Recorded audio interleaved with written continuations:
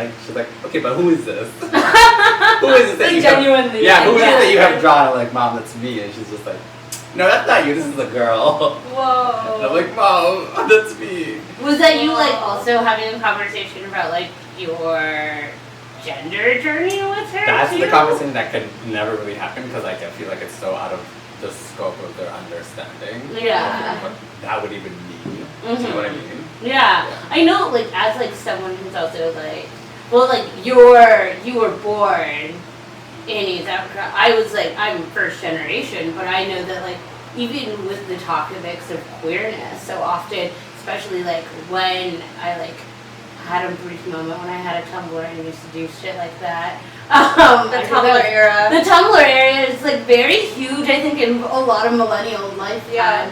Like, yeah, that my mom was all like, are you gay? And I was like, well, kind of, because, like, I didn't know exactly how to approach the... She asked you, though. Yeah. So was it in, like, are you? Or was it more I think my mom was like, are you? And I was like, not really. And then she was like, okay, and then we didn't talk about it again for a really long time. And then, like, I started dating somebody in my late teens, early 20s, and then it was like, hi. And she was like, but you dated this boy, so, like, this is still... And she was like, well, if you can choose one, then choose all. And I think that's something, like, within now finding the medium of, like, stand-up rather than, like, poetry and writing short stories and speculative fiction has moved me into, like, these more...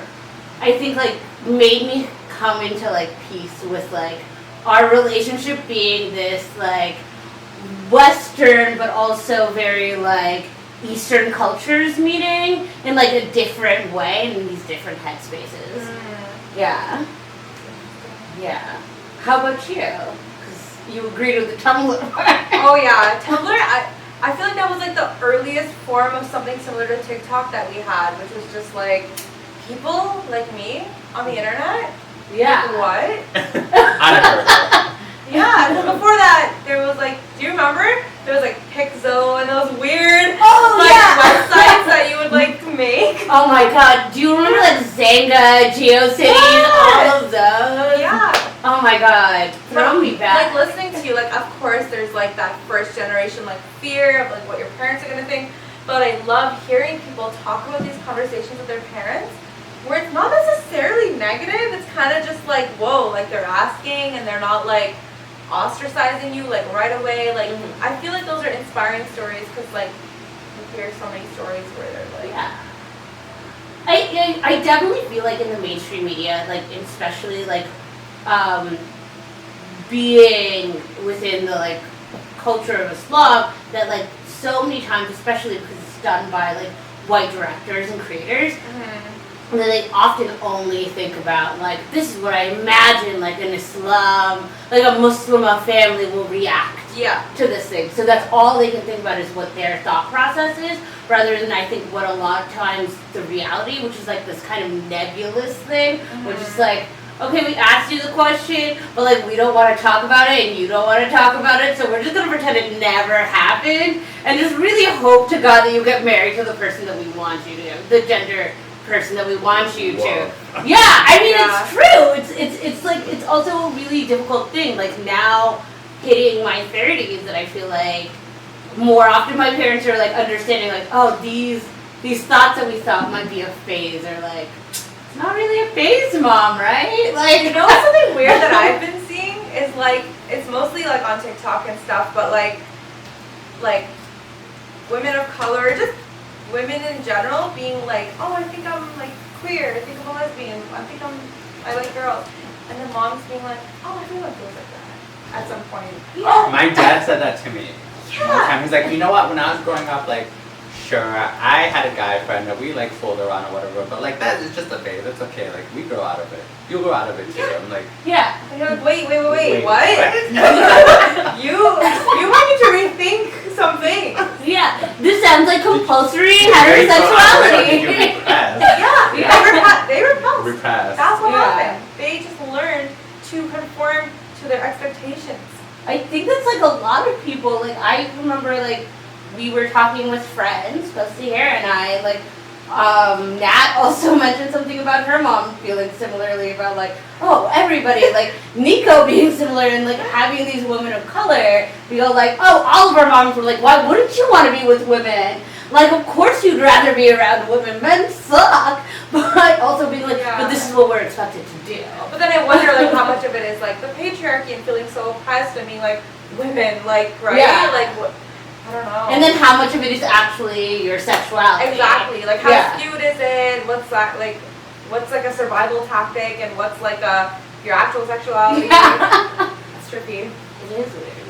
It was tricky for me, very different from your experiences, which, like, I appreciate hearing. My mom and I, like, essentially grew up together. My mom got pregnant with me when she was 15. So her priority was, like, if this kid lives, then I'm successful, right? Like, and, like, obviously, like, She did good, right? And my mom, I don't know if anybody's met my mom, but she's amazing. I'm really lucky. But You we guys had a still, very like, are tricky good friends, relationship. like- Yeah, we've always been very good friends. I was raised by my grandmother as well, like a community of people really, and I moved around a lot. So coming out, I was worried because we never had conversations, right? Like the attitude my family always had about anybody was like, just mind your business. Like seriously, it was just like, mind your business, that doesn't concern you. Like whatever, be nice to people, don't be a dick, mind your business. So we didn't have conversations because it was very much like in survival mode all the time growing up. So when I came to Peterborough and I was outed in high school, like I was really bullied and I kept getting suspended and getting in trouble. And when I heard my mom talking to my grandmother and being like, I don't know what's wrong with her, I don't know what I'm doing wrong, and she was crying on the phone, so I came down, I came out to my mom. And she was awesome about it. She was like, sorry you're going through this, but like I taught you how to use your words, so like you're still grounded. That. Like, she was more worried about the grounding aspect of it. Yeah. But through that process, like I got put to counseling, and the counselor got a hold of my journals, which was predominantly my poetry. It was very dark, and was about, bullying that I went through. It was about abuse that I had, whatever. And because of my age and the content of the poetry that sounded in this ill-informed professional's opinion, like a self-harm issue, she shared it with my mom. This was the first time my mom was exposed to my art, was around trauma, right? Because it was how I dealt with trauma. And then as I grew as an artist, and like at that time my dad and I had a pretty estranged relationship, but I came out to him and he was confused about it, never talked to me about it. It was just like, okay, well that's, like I remember telling him, like, for whatever reason you like girls that sing. Like, that was pretty much the conversation. He was like, okay, and we did not ever talk about it. By the time I became nude model and doing anything cam-wise or whatever, my dad had passed away, but I know for sure he'd be pissed, right? He wouldn't like it, whatever. Right, Shouldn't right. Like, but my attitude towards anybody that has a problem with what I do is like, if you have a problem with it, you can pay me to do something else, or you can shut up.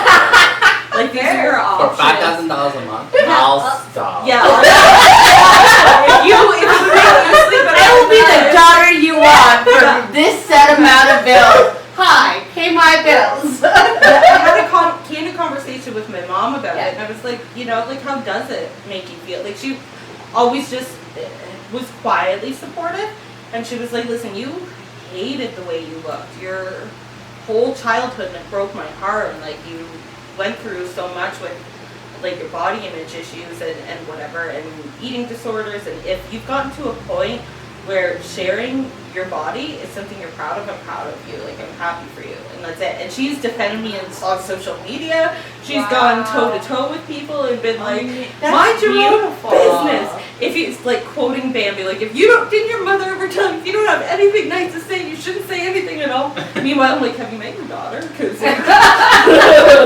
she says a lot of shit. Wow. That's like a blessing to have someone looking out for you like that. I'm really, really, really lucky, right? Like, it's so interesting because I was told by so many people that, like, I was trash, my mom was trash, this isn't what you want, this is the worst thing that can happen, right? Getting knocked up in your teenage, that's the worst, you're gonna ruin your life. That's the that's the messaging, right? Yeah. And when you're the kid, the product of that, you're like, shit. I ruined, And then your mom, who wants to compensate for that, tells you your whole life, you're my reason for living. That's a lot of pressure. Yeah. What are you talking about? So it's like, it was interesting, right? But I guess she's trying to love you. She's trying to be like, you're important. Like, I love you. But then I look at these relationships that parents have with these kids in affluent families who have other people raising their children, who have this like big divide, and like poverty brought us really close, like all living in one room together, you know, Right. like that brings you really close. Yeah. And I wouldn't change it, and I think being supported helped me be brave enough to share art, and brave enough because I'm not proficient or the I don't know, the best at anything I do, but she's given me the bravery to just do it for the sake of it feels good, like breathing, and it doesn't matter about good or the best. Like, It's just beautiful. do it. Yeah, I loved the idea of, like you saying, like, poverty bringing us close together, because I feel like when my parents were like, when they were younger, and I'm the eldest child, so like when we were like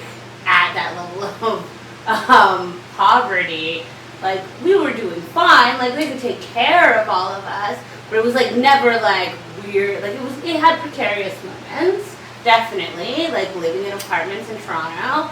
It wasn't until like my dad finished his PhD and my mom was like fully like in like as a nurse practitioner that it took a while for my parents to be supplanted, but I was already like in third grade, by fourth grade when I was starting to get supplanted, and then when my parents were able to buy a house, it wasn't until I was in 7th grade, so it was like All my formative years were very much like sharing rooms with my parents, sharing rooms with my siblings, all of that stuff, and I definitely know, like, not that my family's affluent, like, in those ways, but, like, there is, like, kind of this spreading out, like, the more room and space you have, the less, like, immediate interaction and the ability to hide parts of yourself became easier, which was, like, helpful as a high schooler, but, like, also changed some things. I don't know. No, the idea of privacy is like very privileged, I think. Like, what's privacy? I feel like at least with like a lot of immigrant parents, they're like, privacy? Like, no, like there's no secrets in this house. I never had a lock on a door. I found like it's a very Western concept to have privacy. Yeah, my Especially privacy was period in on my file. sketchbooks, in my poetry books. That's it. Between these pages, that was the agreement. Like, that was my privacy, but no locks. No, if I slammed my door, it came off the hinges. Oh, I've experienced that. I definitely experienced that. My dad being like, "You lost door privileges." Like that is, I know that experience very heavily. Mom had to, because my mom's tiny compared to me. Like, I weighed my mom after 6th grade, right? So like, she had to master the look of the yell and the fear for authority, and so like it was power moves like that. Yeah. Hinges off the door. Yeah. Wow. I know what you. I feel like privacy was something that I didn't gain until we were living in. It wasn't a majority white area, but it was definitely a much more affluent area. But it wasn't until we reached like, I guess like my parents feel like we are successful. Yeah. That like I had for the first time my own bedroom. Yeah. 'Cause I never already shared with siblings or like even like shared with my parents. That it wasn't until this age that like until I was like 13, 14 that I was like, own bedroom. And I was like, what? This is wild. It's so weird to have enough stuff to fill a room. Like acquiring possessions, that's also a thing that like like Mark is a collector. My partner's a major collector. Our house is full of stuff. I lived out of bags my whole life, right? Like I could always just pack up and go in the middle of the night and whatever we needed to do. So it's very strange, this like idea of like filling a room and decorating and making it your space, and like I've been creating a home over the last few years, and it's had a huge effect on my art. Now I have a designated space to create in it. Oh wow, which is kind of cool. Yeah. I'm gonna pull this. Oh, or okay, there's no button. I think okay. No, Also, like since it's filming at some point, we should have like another drink and then have like a 5-minute dance party. Oh yeah, totally. Yeah. Because that would be so cool to just film like dance party and Oh, definitely dance party. Yeah. So what I I really love this. That's why I just kind of this is exactly the vibe I want. This is like these conversations. We're doing it. We're already doing it. Okay, we're doing Yeah, it. Cool. yeah. The only thing that I would do is when maybe Sahira gets back, I'll actually just pause it right now, and then when we start it Oh, again. has it been recording? Yeah. Oh, yeah. If there's things